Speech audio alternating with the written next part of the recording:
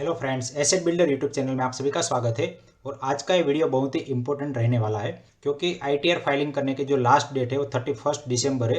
अभी हमारे पास सिर्फ और सिर्फ 2-3 दिन ही बचे हैं और यहाँ पे काफ़ी सारे लोगों को काफ़ी सारी एरर्स आ रही है।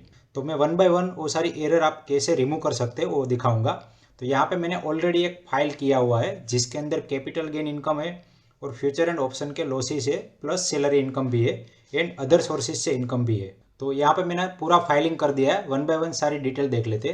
तो यहाँ पे मैं सबसे पहले स्केड्यूल जनरल में जाऊँगा और यहाँ पे मैं क्लिक कर लेता हूँ। अभी यहाँ पे हमारे पास पर्सनल इन्फॉर्मेशन इंपॉर्टेंट नहीं है, तो इसीलिए मैं डायरेक्टली यहाँ पे जाता हूँ फाइलिंग सेक्शन में। तो यहाँ पे हमें 139 करना है। अगर आप रिवाइज रिटर्न कर रहे हैं तो आपको ये वाला सिलेक्ट करना है। और यहाँ पे ऑडिट इन्फॉर्मेशन में एक बार देख लीजिए क्योंकि यहाँ पे मैंने जो क्लाइंट का फाइलिंग किया है उसका जो टर्नओवर है वो 1 करोड़ से कम है, इसीलिए ये मैंने यहाँ पे नो किया है। और यहाँ पे भी मैंने नो किया है क्योंकि इनका जो टर्नओवर है वो 10 करोड़ से नीचे है। तो एज पर सेक्शन 44A हमें ऑडिट की रिक्वायरमेंट नहीं है, लेकिन फिर भी हम आगे देखेंगे कि इसमें आप क्या कर सकते हैं। अगर आपका टर्नओवर फ्यूचर एंड ऑप्शन में 10 करोड़ से ज़्यादा है तो फिर आपको यहाँ पे यस करना है। तो यहाँ पे यस करते हैं तो ये वाला ऑप्शन हट जाता है, लेकिन यहाँ पे हम नो सिलेक्ट करेंगे और यहाँ पर भी नो करेंगे। अगर यहाँ पे आपका टर्नओवर 1 करोड़ से ज़्यादा है तो यस करना है और यहाँ पे सेव कर लेना है और कंफर्म कर लीजिए। तो ये हो गया जनरल डिटेल। अभी दूसरा है नेचर ऑफ बिजनेस। तो यहाँ पे हम नेचर ऑफ बिजनेस के अंदर मैंने अगले वीडियो में यहाँ पे 13,018 दिखाया था, लेकिन यहाँ पे आप 13,010 भी एंटर कर सकते हैं क्योंकि यहाँ पे इन्वेस्टमेंट एक्टिविटी वाला ऑप्शन भी आ रहा है। तो यहाँ पर भी मैं कंफर्म कर देता हूँ। तो यहाँ पे हम फ्यूचर एंड ऑप्शन वाला पार्ट बाद में देखते हैं। सबसे पहले हम देख लेते हैं सैलरी वाला पार्ट। तो सैलरी वाले पार्ट में आप यहाँ पे क्लिक कर लीजिए और आपकी जो 17(1), 17(2), 17(3 इस हिसाब से जो भी सैलरी आपका फॉर्म 16 में दिखा रहा है वो फॉर्म 16 से डायरेक्टली डेटा आप यहाँ पे एंटर कर दीजिए। तो यहाँ पे आपकी नेट सैलरी आ जाएगी प्लस डिडक्शन। तो यहाँ पे 50,000 स्टैंडर्ड डिडक्शन प्लस ये जो 1,600 रुपये है वो है हमारा प्रोफेशनल टैक्स। तो यहाँ पे स्टेट वाइज प्रोफेशनल टैक्स अलग अलग हो सकता है। तो यहाँ पे जो income chargeable under head salary आ गई वो ये वाली आ गई। तो यहाँ पे मैं कंफर्म कर लेता हूँ। ठीक है, तो ये हमारा सैलरी वाला पार्ट हो गया। अब सैलरी वाले पार्ट होने के बाद आपको सीधे चला जाना है डिडक्शन में। तो डिडक्शन के लिए जो सेक्शन है वो है 6A। तो 6A में आप एंटर करेंगे। तो 6A में आपको यहाँ पे पार्ट बी के अंदर आपका जो 1.5 लाख रुपए का ATC का लिमिट है वो दिखा सकते हैं। प्लस यहाँ पे मैंने 80DB दिखाया है। अगर आपका कोई भी मेडिक्लेम है, हेल्थ इंश्योरेंस है या फिर आपने कोई मेडिकल चेकअप करवाया है तो वो सारी डिटेल आप यहाँ पे एंटर कर सकते हैं। तो यहाँ पे जो लिमिट है वो 25,000 आप पर्सनल एंड 25,000 आप अपने पेरेंट्स का खर्चा दिखा सकते हैं। अब तीसरा जो है तो यहाँ पे आपके जो सेविंग बैंक का इंटरेस्ट है वो दिखाना है। तो यहाँ पे ऐड कर लीजिए। तो यहाँ पे 80 TTA आ गया। तो जितना भी आपका सेविंग बैंक का इंटरेस्ट है वो यहाँ पे दिखा दीजिए। अभी यहाँ पे प्रॉब्लम ये होता है कि कभी कभी टीटीए में ये जो इनकम है वो ले लेता है और कभी कभी यहाँ पे एरर दिखाता है। तो अगर मान लीजिए कि आप फाइनल सबमिशन कर रहे हो और आपको टीटीए वाला एरर दिखा रहा है तो वो एरर पे आपको क्लिक कर लेना है 80 TTA और यहाँ पे ये वाला जो है वो डिलीट कर देना है। अब क्योंकि यहाँ पे कुछ सेट ऑफ हो जाती है इनकम तो ये वाला कैलकुलेशन में नहीं आता। अगर आपकी इनकम सेट ऑफ नहीं होती है और फाइनली आपको उसके ऊपर टैक्सेबिलिटी बनती है तभी जाके आपको ये वाला चीज़ दिखाना है। अगर आप यहाँ पे पहले दिखा देते हैं और बाद में एरर आता है तो यहाँ पे सिंपल आपको एक क्लिक करके डिलीट कर देना है। क्योंकि मेरा भी यहाँ पे एरर आ रहा था तो इसीलिए मैंने ये वाला डिलीट कर दिया है। अभी यहाँ पे मैं हटा देता हूँ और यहाँ पे मैं कन्फर्म कर लेता हूँ। तो यहाँ पे हमारा हो गया सैलरी प्लस डिडक्शन। अब हम देख लेते हैं एक बार कैपिटल गेन। तो कैपिटल गेन के लिए हमारे पास ये है schedule CG and schedule 112A। तो एक बार हम इसके अंदर चले जाते हैं। अगर आपका इक्विटी से कैपिटल गेन है तो ये वाला सिलेक्ट करना है और ये वाला, क्योंकि यहाँ पे आपको STT जिसके ऊपर लगा है वो वाला कैपिटल गेन दिखाना है। अब यहाँ पे क्योंकि ये मैंने जिसका फाइलिंग किया है उसका कुछ डेट फंड के अंदर भी इन्वेस्टमेंट था, तो from sale of asset other than all above listed item इस वाले में आपको क्लिक करना है। तो इसके अंदर भी आप अपना कैपिटल गेन दिखा सकते हैं। अगर आपका लैंड बिल्डिंग और एनी अदर टाइप का है तो यहाँ पे लैंड बिल्डिंग के लिए आपको यहाँ पे क्लिक करना है। ठीक है, अब मैं कंटिन्यू करके एक बार आपको दिखा देता हूँ। अब काफ़ी सारे लोगों का यहाँ पे एक एरर आता है, वो एरर आप कैसे रिमूव कर सकते हैं वो भी मैं दिखा देता हूँ। अब ये पूरा फाइलिंग कैसे करना है उसके ऊपर तो वीडियो ऑलरेडी है और आप लोगों को पता भी है कि किस तरह से फाइलिंग करना है। अब यहाँ पे सबसे पहला है फुल वैल्यू ऑफ कंसिडरेशन, मतलब कितने वैल्यू की सेल्स की आपने, और डिडक्शन अंडर सेक्शन 48 मतलब कितने वैल्यू का आपने बाइंग किया था, और जो बैलेंस बचा वो है आपका प्रॉफिट एंड लॉस। तो ये वाला आपका टोटल प्रॉफिट है। तो यहाँ पे मेरा इक्विटी भी आ गया प्लस म्यूचुअल फंड के अंदर भी जो भी गेन हुआ वो आ गया। तो ये मेरा है शॉर्ट टर्म कैपिटल गेन। अब दूसरा जो है वो है 112A, जिसके अंदर मेरा आता है लॉन्ग टर्म कैपिटल गेन। तो यहाँ पे सिमिलरली जैसे आपने 11A के अंदर एंट्री की थी, सिमिलरली यहाँ पर भी एंट्री करनी है, लेकिन यहाँ पे आपको व्यू शेड्यूल 112A अलग से है, उसके अंदर क्लिक करके ये सारी डिटेल एंट्री करनी है। तो ये वाला एक सेक्शन हो गया। इसके अलावा तीसरा है from sale of asset other than all the above listed item. तो यहाँ पे भी आपका जो भी डेट फंड के अंदर इन्वेस्टमेंट था या फिर बॉन्ड या फिर अदर टाइप की एसेट के अंदर इन्वेस्टमेंट था, तो वो सारा कैपिटल गेन आप यहाँ पे दिखा सकते हैं। यहाँ पे short term capital gain and long term capital gain दिखा सकते हैं। तो यहाँ पे जो टैक्सेबिलिटी बनती है वो आपके नॉर्मल टैक्स स्लैब के हिसाब से बनती है। ठीक है, अब यहाँ पे आपके पास टोटल कैपिटल गेन आ गया 79,731 and short and long term capital gain आ गया 18,745। ठीक है, तो ये आपका टोटल गेन हो गया।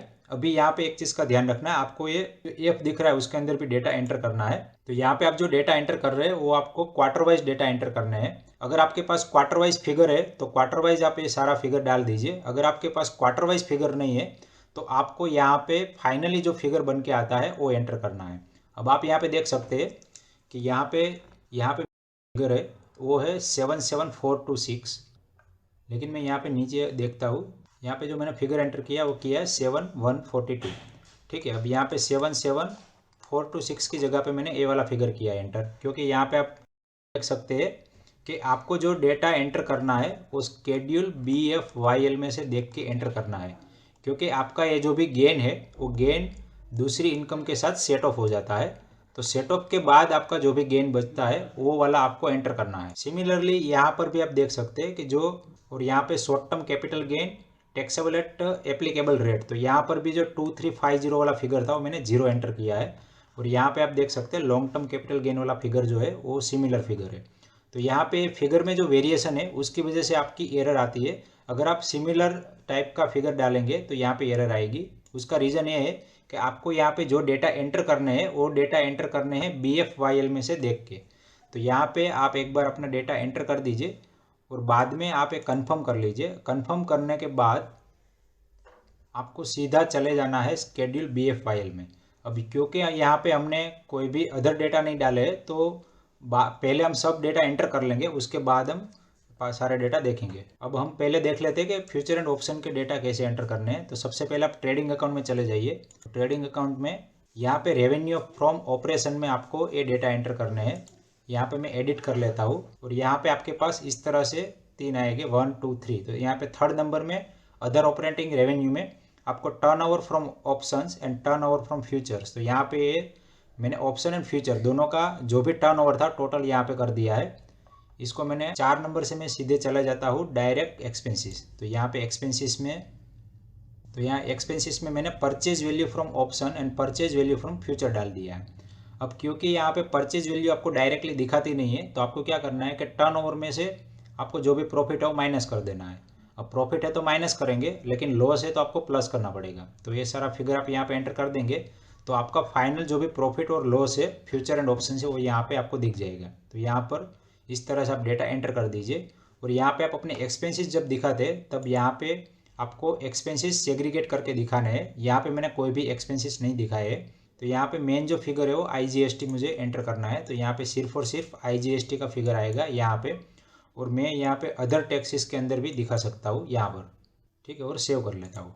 और अगर आपके जो ब्रोकरेज चार्ज और बाकी सारे एक्सपेंसेस है वो आप यहाँ पे डायरेक्ट एक्सपेंसेस में एक आप अलग से ऐड करके ABC करके यहाँ पे expenses from future and option brokerage and other करके लिख के एडिशनल यहाँ पे एक्सपेंसेस दिखा सकते हैं। तो यहाँ पे आपका जो भी लॉसेस है वो फाइनल फिगर आपको कंफर्म कर लेना है कि आपके ब्रोकर के अकाउंट में कितना लॉस दिखा रहा है, वो आपको कंफर्म कर देना है। अब आपने ये कंफर्म कर दिया तो आपका यहाँ पे फ्यूचर एंड ऑप्शन वाला कंफर्म हो गया। तो फ्यूचर एंड ऑप्शन के लिए आपको यहाँ पे बुक्स ऑफ अकाउंट मेंटेन करना जरूरी है। तो यहाँ पे मैं शेड्यूल BS बैलेंस शीट के अंदर चला जाता हूँ और बैलेंस शीट के अंदर मुझे सोर्स ऑफ फंड, तो यहाँ पे आपको प्रोप्राइटर फंड में आपने जितने भी वैल्यू से फ्यूचर एंड ऑप्शन के ट्रांजेक्शन किए हैं वो वैल्यू यहाँ पे एंटर कर देनी है। और दूसरा है एप्लीकेशन ऑफ फंड। तो एप्लीकेशन ऑफ फंड में आप यहाँ पे अदर करंट एसेट के अंदर दिखा सकते हैं। यहाँ पे मैं एक बार एडिट करके आपको दिखा देता हूँ। यहाँ पे एडिट करेंगे तो आपके पास यहाँ पे इस तरह से ओपन हो जाएगा। यहाँ पे 3 नंबर में आप क्लिक कर लीजिए और अदर करंट एसेट के अंदर आप ये वैल्यू दिखा सकते हैं, या फिर आप यहाँ पे बैलेंस विथ बैंक भी दिखा सकते हैं, या फिर कैश इन हैंड भी दिखा सकते हैं और यहाँ पे सेव कर लीजिए। अब बैलेंस शीट है तो यहाँ पे source of fund and application of fund दोनों इक्वल होने चाहिए। यहाँ पर भी आप कंफर्म कर लीजिए और ओके कर लीजिए। ठीक है, अब ये चीज़ तो आपका कंफर्म हो गया। अब यहाँ पे आपने एफ एंड ओ दिखा दिया। अब और एक चीज़ आती है स्पेक्यूलेटिव। तो स्पेक्यूलेटिव के लिए काफ़ी सारी एरर आती है, तो एक बार स्पेक्यूलेटिव का जब भी आप डेटा एंटर करें तो ध्यान से करिए। और यहाँ पे जो डेटा एंटर करना है वो इस तरह से करना है। सबसे पहले आप चले जाइए प्रॉफिट एंड लॉस में। प्रॉफिट एंड लॉस में आप एंट्री करेंगे तो प्रॉफिट एंड लॉस में आपका जो भी फ्यूचर एंड ऑप्शन का लॉसेस है वो यहाँ पे दिखा देगा। और यहाँ पे नो अकाउंट केसेस वाला जो भी लॉसेस है वो आपको यहाँ पे दिखाना है। यहाँ पे आपके पास 3 आ जाएंगे, business, profession and speculative activity. तो हमारा जो भी स्पेक्यूलेटिव एक्टिविटी वाला लॉस है वो यहाँ पे दिखाना है। यहाँ पे आप क्लिक कर लीजिए और यहाँ पे आपको टर्नओवर डाल देना है और प्रॉफिट कितना हुआ वो डाल देना है। तो यहाँ पे लॉस है तो यहाँ पे लॉस इज इन, ये है टर्नओवर। अब स्पेक्यूलेटिव एक्टिविटी के लिए जो टर्नओवर है उसका कैलकुलेशन इस तरह से करना है कि मान लीजिए आपने 1, 2, 3 ट्रेड लिए, एक में 12 रुपये का प्रॉफिट है, एक में 15 रुपये का लॉस है और एक में 2 रुपये का प्रॉफिट है। तो आपको सारे फिगर का प्लस कर लेना है। तो यहाँ पे 12 + 15 + 2, तो ये आपका सारा हो जाएगा टर्नओवर। ठीक है, तो जितना भी आपका P&L है उसका आपको समेशन करना है। तो इस तरह से आपको आपका टर्नओवर मिल जाएगा। अगर आप sale value plus buy value करेंगे तो फिर आपका जो टर्नओवर है बहुत ही ज़्यादा बन के आएगा, लेकिन इस तरह से इसके अंदर कैलकुलेट नहीं करना है। आपको सिर्फ और सिर्फ जो प्रॉफिट एंड लॉस वाला फिगर है उसको प्लस कर लेना है। तो यहाँ पे हमारा स्पेक्यूलेटिव वाला डेटा भी एंटर हो गया। अभी मैं जो बताने वाला हूँ वो थोड़ा सा ध्यान से देखिए। अभी आपको चले जाना है बिजनेस प्रोफेशन में। तो यहाँ पे आप क्लिक करेंगे तो सबसे पहला जो ए आया उसके अंदर आपको एडिट करना है। तो यहाँ पे ये जो फिगर बन के आया वो FNO प्लस स्पेक्यूलेटिव, ये दोनों का समेशन होके ये वाला फिगर बना है। अभी आपको क्या करना है कि यहाँ पे क्या लिखा है, net profit loss from speculative business included in 1। तो इसका मतलब है कि जो 1 है ये 1 है, तो 1 के अंदर आपका स्पेक्यूलेटिव वाला कितना इंक्लूड है। तो यहाँ पे -17,000 जो लॉस था वो F&O का था और बाकी का जो -290 के आसपास लॉस था वो मेरा था, 270 के आसपास जो लॉस था वो था मेरा स्पेक्यूलेटिव से।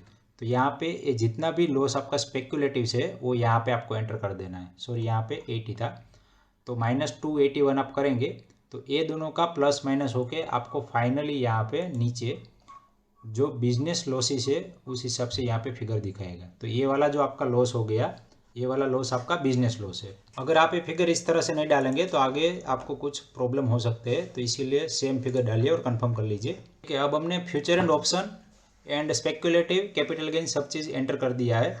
अभी हमें करना है CYLA में आपको एक बार चेक कर लेना है। उससे पहले हमारा एक अदर सोर्स ऑफ इनकम रह गया है। तो अदर सोर्स ऑफ इनकम में आपको dividend income, interest from saving account and FD, ये दोनों का यहाँ पे एंटर कर देना है। तो यहाँ पे मेरा दोनों फिगर एंटर है इसीलिए दोनों का समेशन दिखा रहा है। अगर आपको एंटर करना है तो यहाँ पे क्लिक करिए और यहाँ पे एडिट करके आप ये दोनों फिगर देख सकते हैं। ठीक है, यहाँ पे मैं कंफर्म कर लेता हूँ। तो आपकी जितनी भी तरह की इनकम है वो आपने दिखा दी है। अभी आपके पास कुछ भी बाकी नहीं रहता है, तो हमें चले जाना है सीधा शेड्यूल CYLA में। और CYLA में आपको एक बार देख लेना है कि आपकी कौन कौन सी इनकम कहाँ पे काउंट हुई है। ठीक है, तो सबसे पहले आप देख लीजिए कि आपकी जो सैलरी इनकम है वो यहाँ पे काउंट हुई है, ये सैलरी हेड में। ठीक है, यहाँ पे कोई भी लॉस के साथ सेट ऑफ नहीं हुआ है। अब यहाँ पे हमारा बिजनेस एक लॉस है और दूसरा एक लॉस जो है वो स्पेक्यूलेटिव लॉस है। ठीक है, दूसरा जो फिगर है हमारा शॉर्ट टर्म कैपिटल गेन, तो यहाँ पे 77,000 है। Short term capital gain at applicable rate, मतलब सैलरी आपके टैक्स स्लैब के हिसाब से इतना शॉर्ट टर्म कैपिटल गेन है, और जो लॉन्ग टर्म कैपिटल गेन है 10% के हिसाब से वो इतना है। अब यहाँ पे क्या होगा कि आपका जो शॉर्ट टर्म कैपिटल गेन है वो यहाँ पे सेट ऑफ हो गया आपके लॉस के साथ। यहाँ पे आपका 17,000 का जो FNO लॉस था वो यहाँ पे जितना भी आपका एप्लीकेबल रेट होगा वहाँ पे सेट ऑफ हो रहा है, और यहाँ पे भी 284 सेट ऑफ हो गया।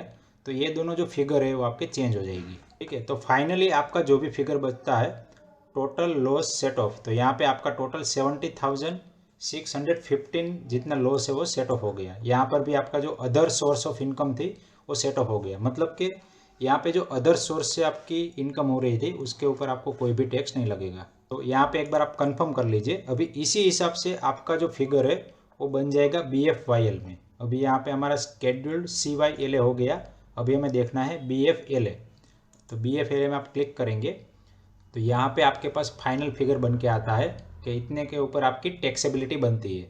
तो ये फिगर आप नोट कर लीजिए, शॉर्ट टर्म कैपिटल गेन, फिर long term capital gain and आपका और एक था short term capital gain at applicable rate. तो ये जो तीनों फिगर है, ये वाली फिगर, ये वाली फिगर एंड ये वाली फिगर, अब आपको यहाँ पे ये जो तीनों फिगर है उसको क्वार्टर वाइज दिखाना है हमें कैपिटल गेन वाले स्केड्यूल में।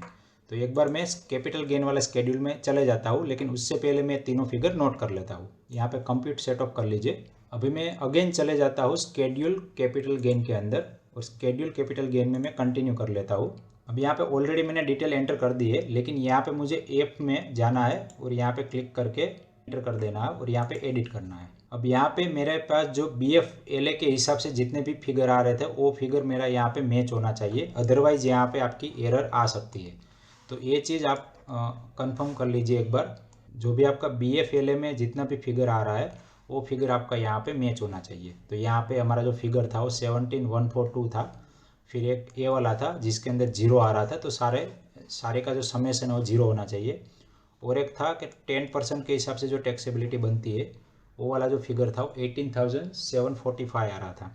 तो ये तीनों कंफर्म करके उसके बाद आप आगे बढ़िए, यहाँ पे सेव कर लीजिए।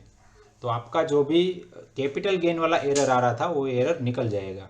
अगर आपका कोई भी एरर आता है तो सिंपली आपको एरर को एक बार पढ़ लेना है, तो उसके अंदर ही आपके 50% डाउट तो क्लियर हो जाएंगे। और उस एरर के अंदर जो भी स्केड्यूल में आपको बोला है कि ये पर्टिकुलर स्केड्यूल इसके साथ मैच नहीं हो रहा है और ये हो रहा है, तो आप पढ़ लीजिए और वो पर्टिकुलर स्केड्यूल के साथ आपको मैच करवा दीजिए, तब आपका जो पूरा एरर है वो चला जाएगा। तो यहाँ पर मैं कंफर्म कर लेता हूँ। तो इस तरह से आपका जो भी कैपिटल गेन वाला एरर है वो निकल जाएगा। अभी आपको फाइनली चेक क्या करना है, तो यहाँ पे आपके पास फाइनल बन जाता है कितना टैक्स देना है। तो उसके हिसाब से आपका computation of total income calculate करना है। तो यहाँ पे आपका जो ध्यान में रखने वाली बात है उसमें 2-3 चीज़ ध्यान में रखनी है कि सबसे पहले तो आपको सैलरी से कितनी इनकम हो रही है, दूसरा है आपको कैपिटल गेन से कितनी इनकम हो रही है, फिर तीसरा है आपको अदर सोर्स से कितनी इनकम हो रही है, उसके बाद आपको बिजनेस से कितनी इनकम हो रही है एंड हाउस प्रॉपर्टी से कितनी आपकी इनकम है। तो ये सारी चीज़ आप एक बार क्रॉस चेक कर लीजिए। और ये सारी चीज़ आप एक बार क्रॉस चेक करेंगे तो उसके बाद आपके माइंड में कैलकुलेशन होगा। अब मान लीजिए कि यहाँ पे जो सैलरी है उसका किसी के पास साथ भी सेट ऑफ नहीं होगा, तो यहाँ पे हमारी जो 6 लाख की सैलरी है वो टोटल टैक्सेबल होगी, जिसके ऊपर 1.5 हमारा डिडक्शन निकल गया। ठीक है, अब कैपिटल गेन जो है वो हमारा करंट ईयर के फ्यूचर एंड ऑप्शन के साथ सेट ऑफ होगा। तो यहाँ पे अगर आपका लॉस है तो ये वाली इनकम, ये वाली इनकम और ये वाली इनकम, ये तीनों में से माइनस हो जाएगा। अगर आपका हाउस प्रॉपर्टी है तो यहाँ पर भी आपका जो 2 लाख रुपए का इंटरेस्ट वाला पार्ट है वो भी सेट हो जाएगा। उस हिसाब से आपकी जितनी भी टैक्सेबिलिटी बनती है वो आप अपने हिसाब से कैलकुलेट कर लीजिए, उसके बाद आप सॉफ्टवेयर के साथ वेरीफाई करिए। यहाँ पे आप स्केड्यूल TI में चले जाइए। स्केड्यूल TI में आप क्लिक करेंगे तो सारा फिगर आपके पास बन के आएगा। अब यहाँ पे आप सारा कैलकुलेशन कर लिए है। अभी आपको क्या देखना है कि आपका सैलरी से इनकम है वो उससे आप सेटिस्फाइड है कि नहीं। तो यहाँ पे आप देख लीजिए अपना सैलरी इनकम। फिर दूसरा है इनकम फ्रॉम हाउस प्रॉपर्टी, तो ये भी देख लीजिए। फिर उसके बाद है profit and gain from business और प्रोफेशन, तो यहाँ पे 0 दिखा रहा है। तो इसका मतलब ये है कि यहाँ पे जो भी हमारा प्रॉफिट था वो सेट ऑफ हो गया है। चौथा है कैपिटल गेन, तो कैपिटल गेन हमारा बन रहा है 98,000। ठीक, फिर है इनकम फ्रॉम अदर सोर्सेज, तो इनकम फ्रॉम अदर सोर्सेज भी यहाँ पे दिखा रहा है। तो यहाँ पे हमारा जो हेडवाइज सैलरी, हेडवाइज टोटल जो इनकम बन रहा है वो ये बन रहा है। अब यहाँ पे आपको देखना है losses of the current year set of against 6, तो कितने लॉसेस आपके सेट ऑफ हुए। तो यहाँ पे 17,000 के जो हमारा फ्यूचर एंड ऑप्शन लॉसेस थे वो सेट ऑफ हो गए हैं। तो वो आपको एक बार देख लेना है कि क्या क्या सेट ऑफ हुआ है। उसके बाद है balance after set of current year losses, तो करंट ईयर के लॉसेस सेट ऑफ होने के बाद आपकी कितनी इनकम बचती है वो भी यहाँ पे आपको देख लेना है। उसके बाद है brought forward losses set of against 8, तो आपको जितने भी ब्रॉड फॉरवर्ड लॉसेस है, मतलब लास्ट ईयर के जितने भी लॉसेस आपने दिखाए थे वो आप ब्रॉड फॉरवर्ड भी कर सकते, लेकिन मोस्ट ऑफ द लोगों के केस में ये वाला एप्लीकेबल नहीं है, क्योंकि जितने भी लोगों की क्वेरी आई है उनमें से किसी के भी लास्ट ईयर लॉस थे और इस साल प्रॉफिट के साथ वो सेट अप करना चाहते हैं, ऐसा कोई भी एग्जांपल मैंने नहीं देखा, तो इसीलिए यहाँ पे मैं कुछ भी नहीं दिखा रहा हूँ। अभी नेक्स्ट है ग्रॉस टोटल इनकम। तो यहाँ पे ग्रॉस टोटल इनकम देख लेनी है।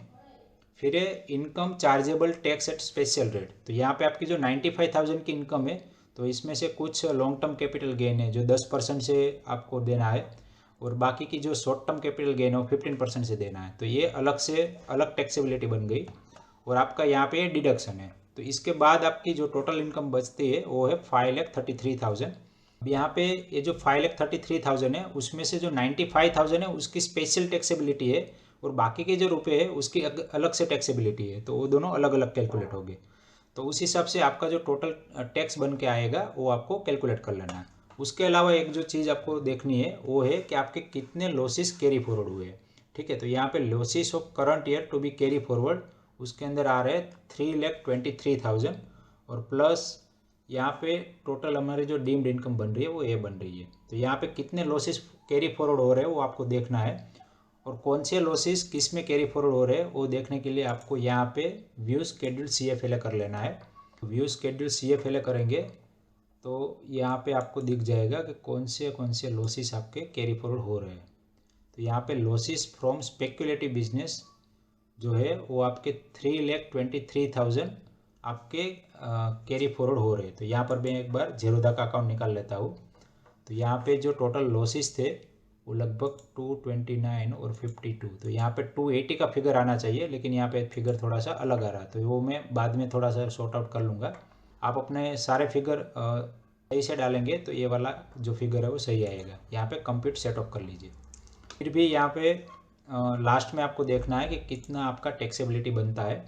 तो यहाँ पे जो टैक्सेबिलिटी बनता है वो 950 रुपये का बनता है। यहाँ पे ऑलरेडी TDS कटा है वो है 21,800। तो यहाँ पे जो रिफंड है वो 950 का है। तो यहाँ पे मैं एक बार प्रीव्यू कर लेता हूँ, प्रोसेड टू प्रीव्यू करके एक बार मैं प्रोसेड टू वैलिडेशन कर लेता हूँ। तो यहाँ पे सारी एरर चली गई है, लेकिन फिर भी यहाँ पे एक एरर आ रही है। यहाँ पे क्या लिखा है, you will be allowed to upload the return, मतलब यहाँ पे आप अलाउड है, ये अपलोड रिटर्न कर सकते हैं आप। Proceed to verification, there is a possible defect present in return और some of the deduction claim may not be allowed.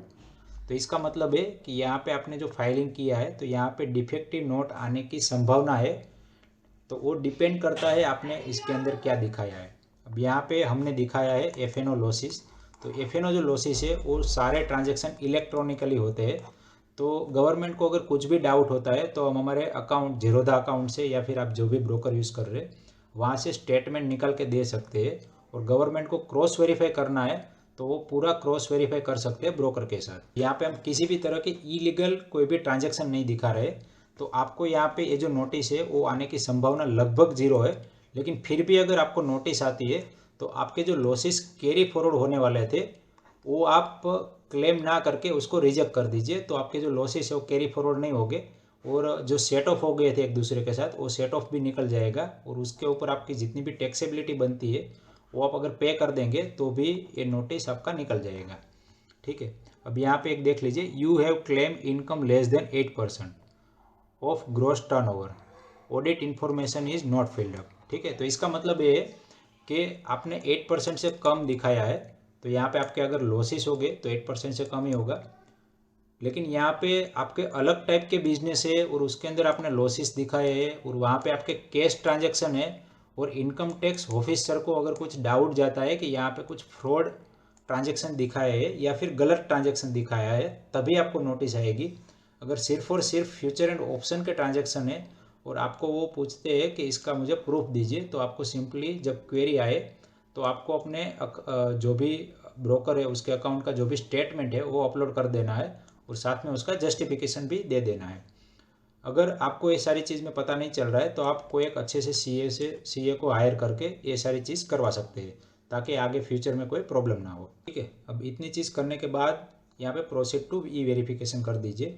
अब यहाँ पे मैंने आपको पहले भी दिखाया था कि एक ATTTA वाला अगर एरर आता है तो आपको ATTTA वाला जो बॉक्स है उसको क्लिक करके डिलीट कर देना है।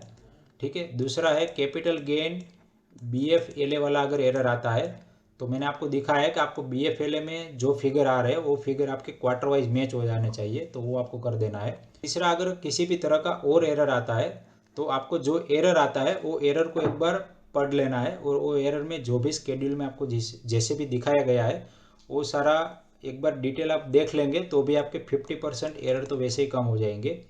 और फिर भी अगर आपका एरर आ रहा है तो फिर आपको किसी CA से हेल्प लेनी पड़ेगी। यहाँ पे मैं आगे प्रोसीड टू ई-वेरिफिकेशन करता हूँ, तो यहाँ पे मुझे ई-वेरीफाई का ऑप्शन आ गया। अब यहाँ पे ई-वेरीफाई कर दीजिए। अब काफ़ी सारे लोगों का एक और क्वेश्चन था कि यहाँ पे ओनली DSC वाला ऑप्शन आ रहा है, मतलब डिजिटल सिग्नेचर सर्टिफिकेट। तो इसका मतलब ये है कि अगर आपने ऑडिट वाले बॉक्स में येस क्लिक किया है तब जाके आपका ये ओनली एंड ओनली DSC से आपको ई-वेरीफाई करवाना है। आप विदाउट DSC ई-वेरीफाई नहीं कर सकते। तो यहाँ पे DSC का जो प्रोसीजर रहता है वो कोई सर्टिफाई CA ही कर सकते हैं, और उसके लिए जनरली चार्ज वो करते हैं 10,000 से लेके 15,000। तो अगर आपके केस में अगर ऑडिट की रिक्वायरमेंट है तब आपको कंपलसरी CA की सलाह लेनी चाहिए। आशा करता हूँ कि ये वीडियो से आपको हेल्प मिली होगी, और ऐसे रश टाइम में आपको जो भी एरर आ रही है वो एरर रिजोल्व करने में भी थोड़ा सा फ़ायदा मिला होगा। तो अगर आप ये चैनल पर नए हैं तो मेरे चैनल को सब्सक्राइब करिए। अगर आपको ये वीडियो अच्छा लगा है तो अपने दोस्तों के साथ शेयर करिए और इस वीडियो को लाइक करिए। इस वीडियो को एंड तक देखने के लिए आप सभी का दिल से धन्यवाद।